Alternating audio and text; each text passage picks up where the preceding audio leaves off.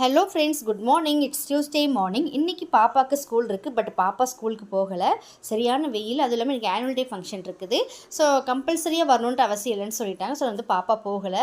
So இன்றைக்கி morning பார்த்திங்கன்னா ஒரு 7:30 பக்கம் தான் எழுந்திரிச்சு ஒரேடியாக ஒரு குழம்பு வச்சுட்டு நமக்கு நைட்டுக்கும் ஆகிடும்ட்டு முட்டை கிரேவி தான் ரெடி பண்ணியிருந்தேன்.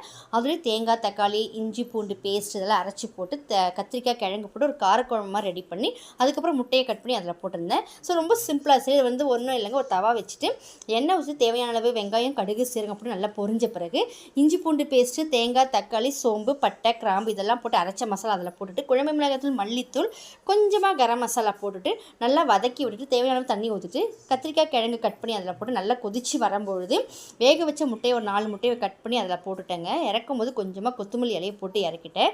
செம்ம டேஸ்ட்டாக இருந்தது, வேறு லெவலில் இருந்தது. ஸோ இன்றைக்கி நைட்டுக்கும் பார்த்திங்கன்னா மதியம் லஞ்சுக்கும் இதே ரெடி பண்ணி வச்சுட்டேன்.